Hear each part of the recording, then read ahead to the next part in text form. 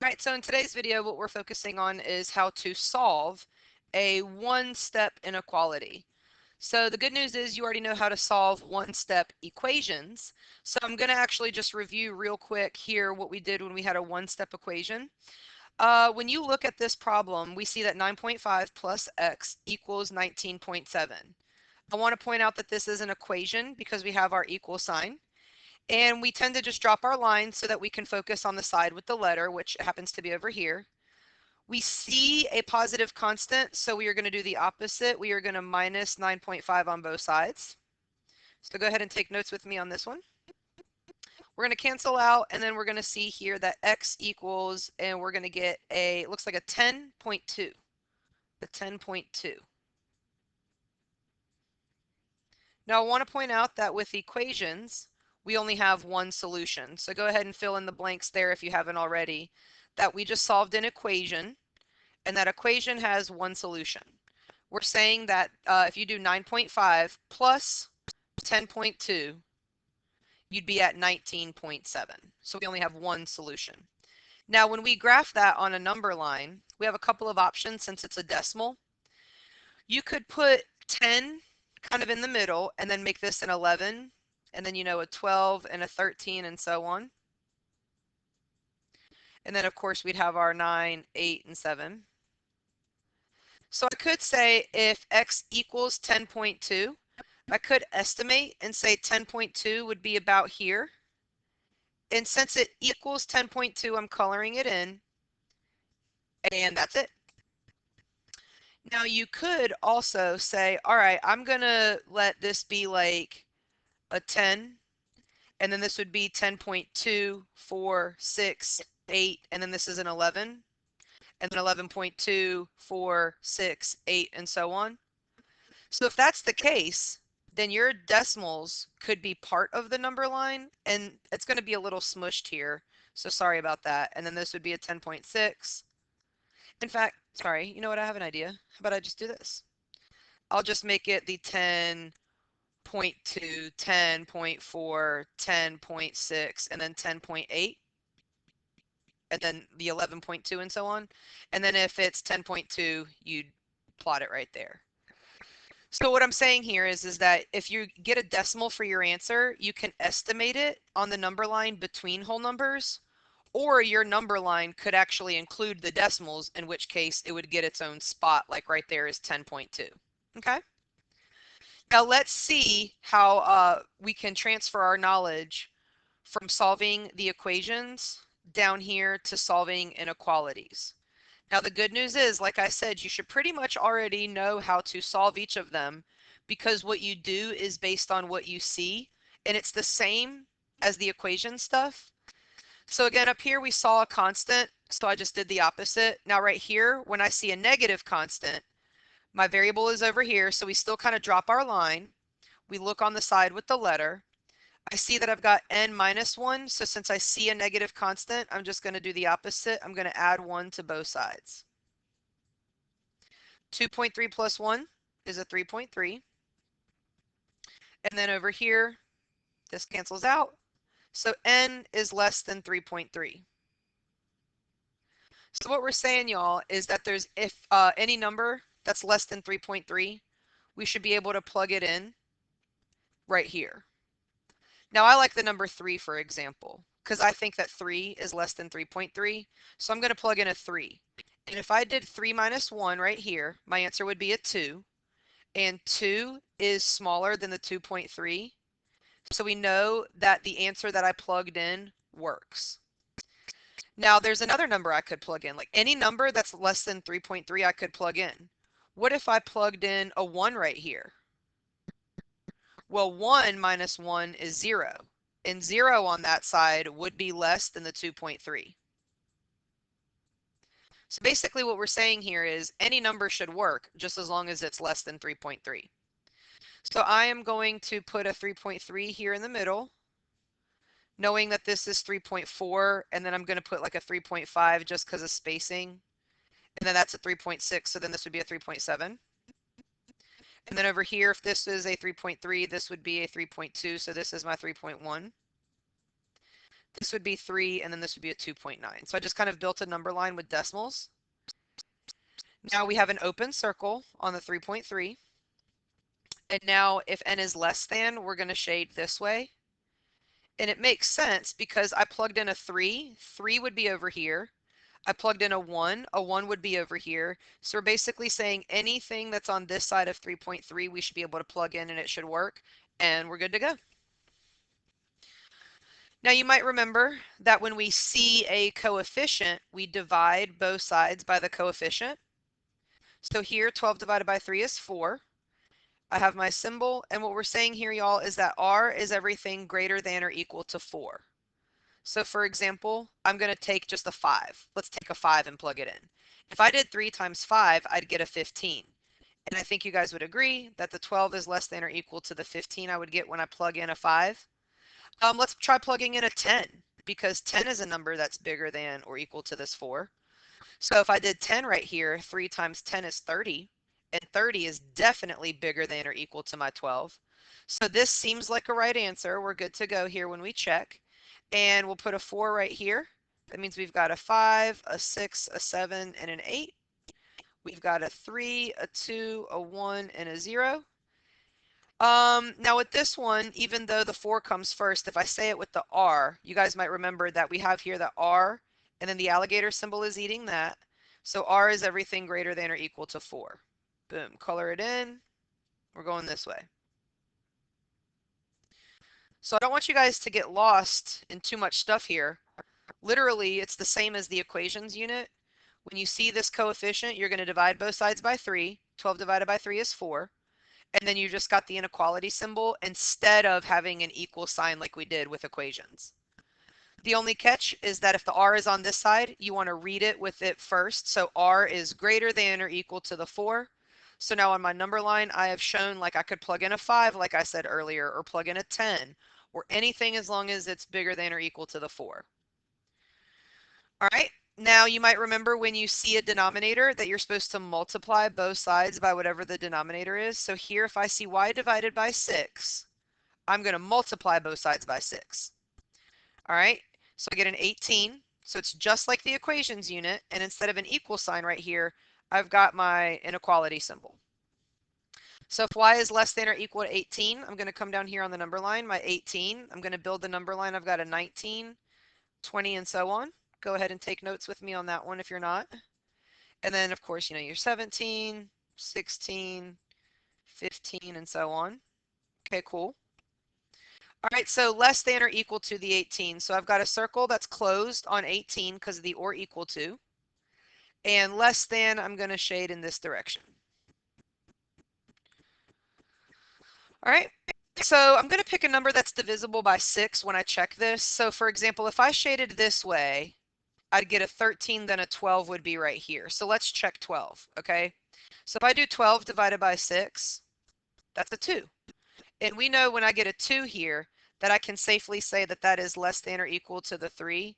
So I'm good to go when I check. I just picked a number that was less than or equal to the 18, and I know it works out. So that's how you check your work in this unit, y'all. You just pick a number based on this thing and plug it in. And if it works, you're good to go. So far in the video, I've reviewed what to do when you see a positive constant, you subtract on both sides. If you had a negative constant, you add on both sides. We divide when we see a coefficient. When we see a denominator, we multiply. Okay? And last but not least, what I wanted to review with you all right here is that if you have a coefficient that is a fraction, okay?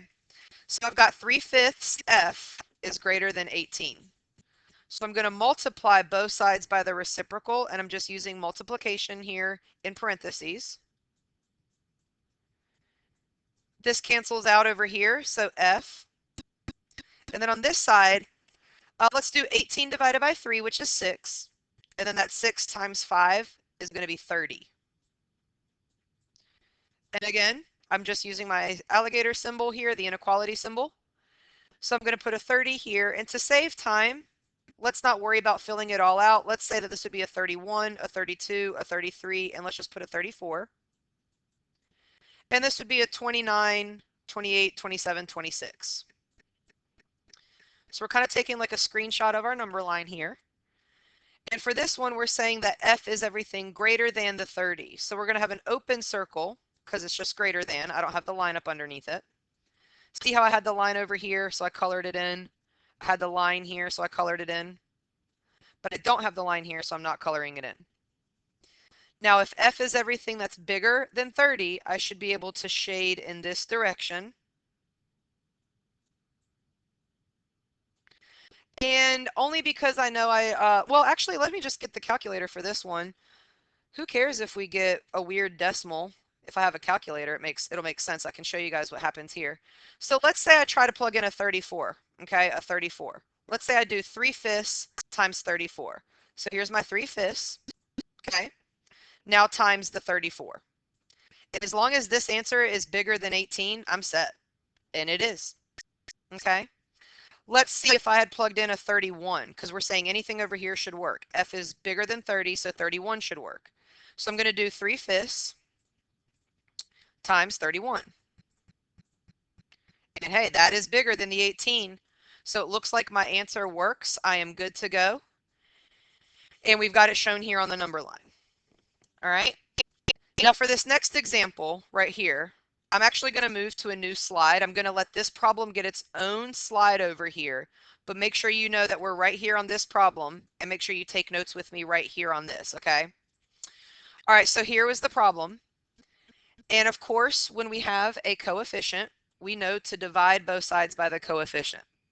So in your notes, what you're doing right now is you're just showing that you're going to divide right here both sides by a -3. Okay, just show that you're dividing both sides by the -3. Now, when we divide both sides by the -3, this cancels out, and I have r. And on this side, 12 divided by the -3 is the -4. So what we're saying here is that r is greater than or equal to the -4. Now, I want to check this one with y'all, okay? Let's check. So if r can be anything that's bigger than or equal to -4, then r could be a 0, okay? Because 0 is bigger than the negative number. So let's plug in a 0. If I did a -3 times 0, well, anything times 0 is 0. Now, I want to ask y'all, is the 0 over here, is that bigger than or equal to 12 when we check? No, it's not. Something fishy's going on. Let's try another number when we check. Let's say if we get this answer right here, if I think that r should be greater than or equal to the -4, let me do a positive number. Let's do a positive number over here, okay? So let's do +2, because I think you guys would agree that if I want anything that's supposed to be bigger than this -4, 2 should work. 2 should work. So let's see what happens when I plug in a 2.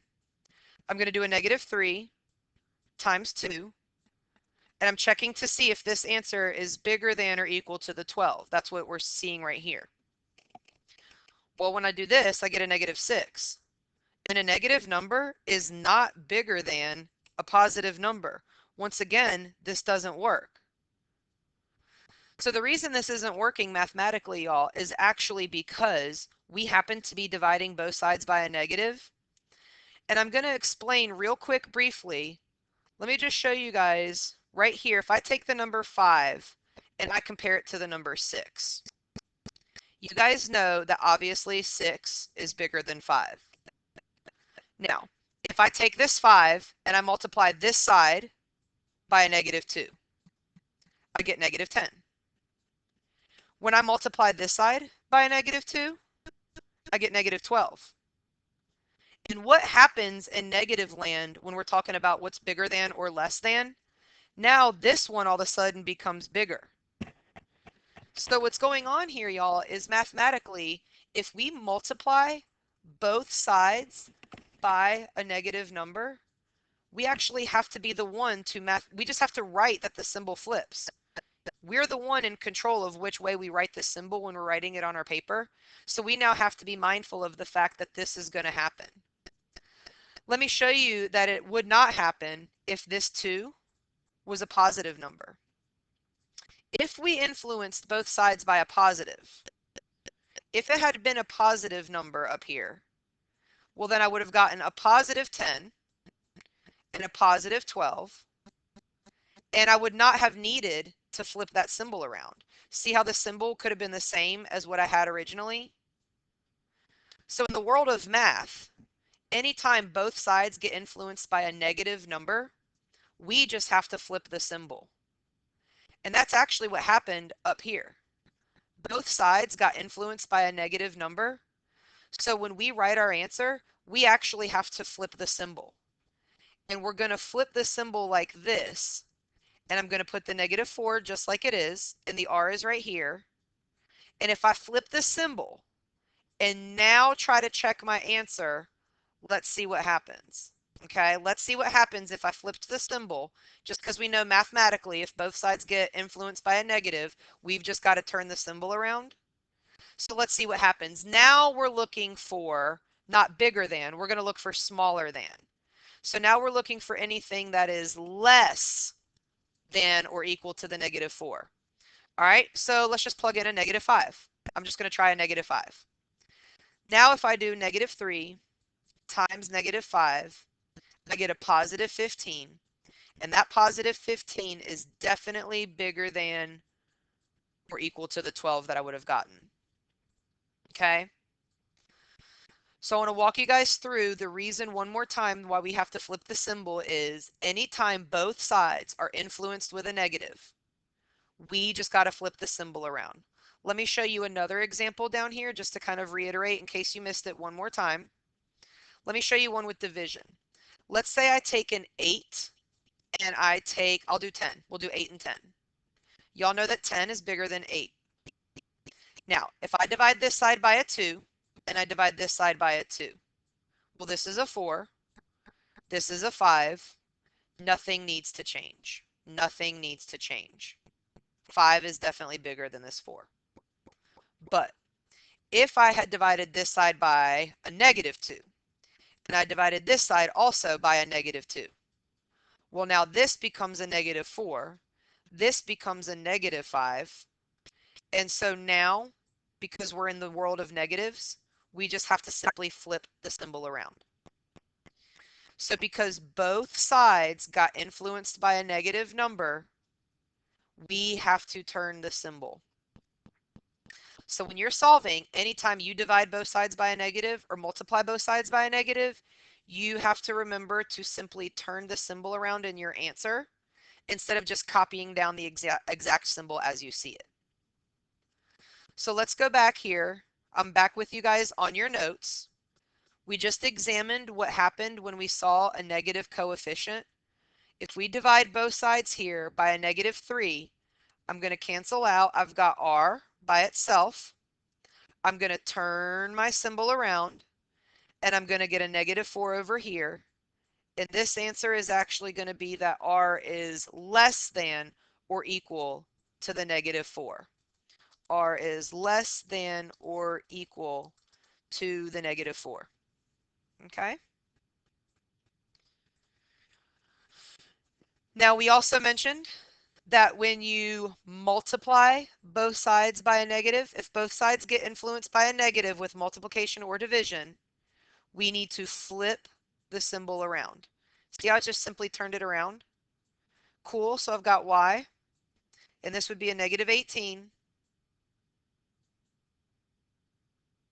and y is greater than or equal to -18. Now, a couple things I want to point out in my video, y'all. It had nothing to do with the fact that my answer here was a -4 or that this was a -18. It had nothing to do with the fact that my answer was negative. It was because I saw a negative coefficient and I saw a negative denominator. That's why I had to flip the symbol, okay? So when you see a negative coefficient, right here, or a negative denominator, like right here, we must flip the symbol. That is a very important rule for this unit. And right here, I'm just going to kind of extend down below to make sure you guys see. You would not flip the symbol here. You would not flip the symbol here. Because to solve, you're going to multiply both sides by 2. and you didn't multiply anything by a negative, nothing got influenced by a negative. So here you would just keep your answer in the same direction as what you see. Now, if I put a -5 right here, notice I still just multiply both sides by 2. And even though my answer now has a -10, I don't flip the symbol. The only reason I would flip the symbol is if this number right here, my denominator, was negative, which now means I'm influencing both sides by the negative. And now I would need to take this and flip the symbol. A negative times a negative is positive. So I get a positive answer, but notice I still have to flip my symbol. It's always if you see a negative denominator or a negative coefficient, that is when you flip. Cool. Now, speaking of, let's flip the page, LOL. Let's just flip over now. And I want to point out that here you have a coefficient that is a fraction. So you're going to multiply both sides here by the reciprocal. And since that is a negative number right here, what I'm multiplying both sides by is a -4, I will flip the symbol. So x here is greater than, and we get a -20. Now, why did we flip the symbol? Because we have a negative coefficient.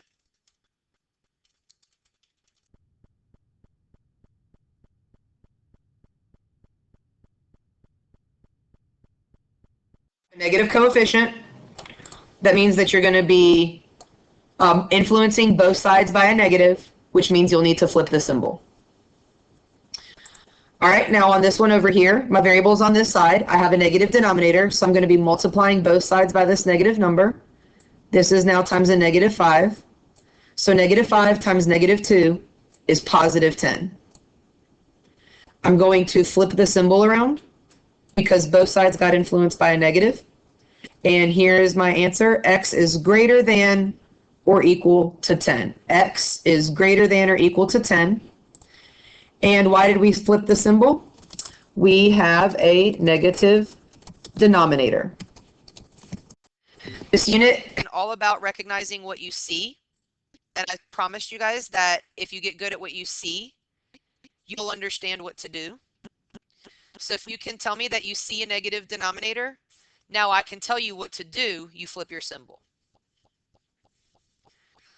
All right, we have 3 right here for practice. If you want to pause the video and try on your own, feel free. And then you can just hit play and see how you did, or you can just let me walk you through these right now.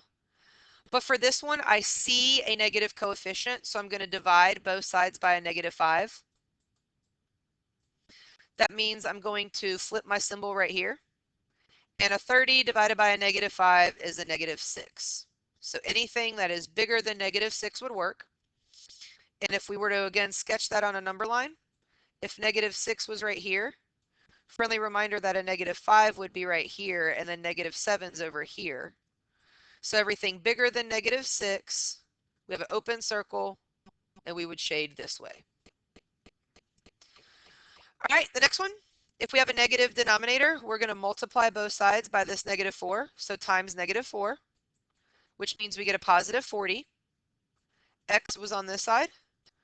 And because I influence both sides by a negative, I will flip my symbol, so X is less than 40. So we'll sketch a number line real quick. Get a little 40, put a 41.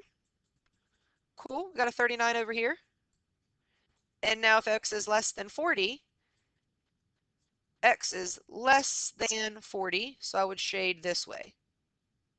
Both of these have open circles. And for the final one here, I'm going to divide both sides by 2. I see a positive coefficient. M is over here. A -8 divided by 2 is a -4. I did not influence both sides by a negative, so I do not flip the symbol.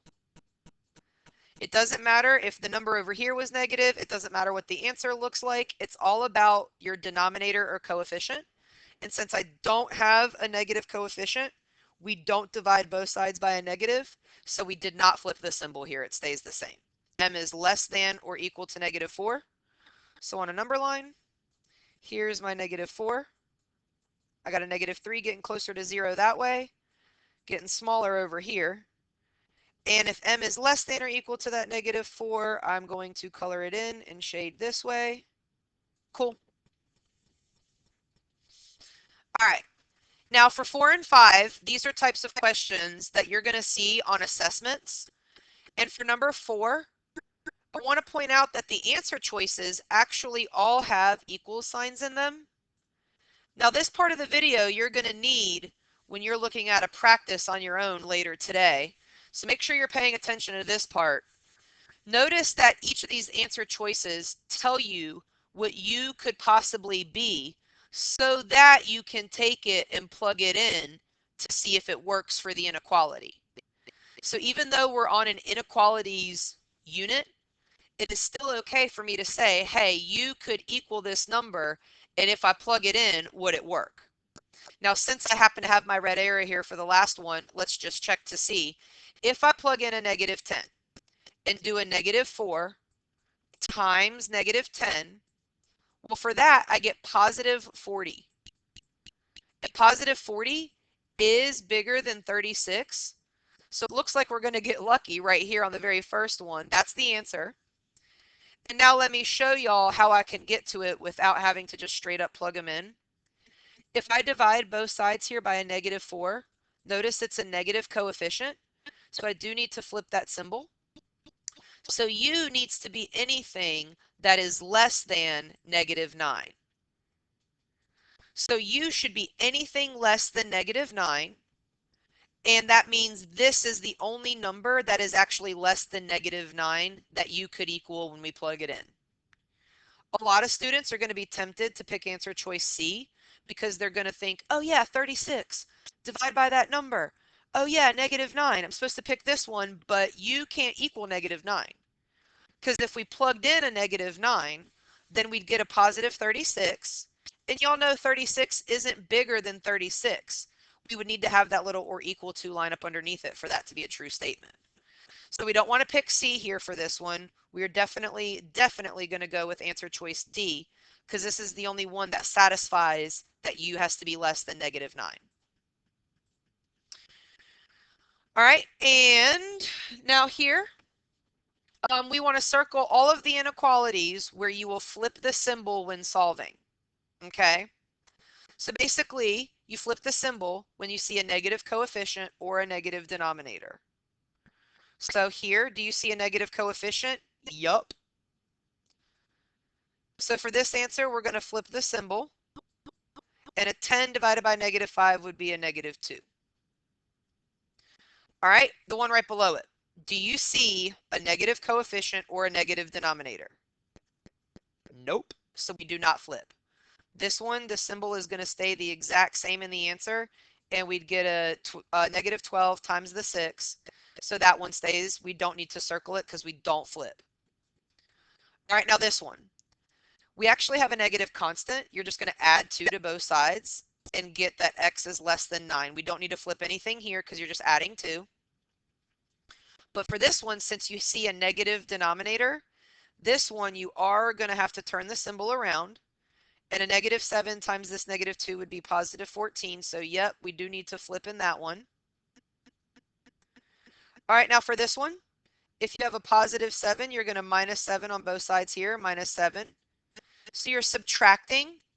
You're not multiplying or dividing here by a negative, y'all. So for this one, we're going to keep the symbol the same. We've got a less than or equal to for x right here, that it is less than or equal to the -14. And for the last one here, when we divide by 2, I'm not influencing both sides of multiplying or dividing by a negative. So I'm going to not flip. We'll keep it. So it was really just this one where we flipped it that way. And this one we flipped it. And it's because we had a negative coefficient and a negative denominator. That's when you flip the symbol. Now at this point, we've concluded the video on how to solve one-step equations, or sorry, excuse me, one-step inequalities. The big main rule for this unit is that if you see a negative coefficient or denominator, you've just got to remember to flip the symbol in your final answer. And I know it's been 30 minutes, but you made it through the video. Thank you for watching.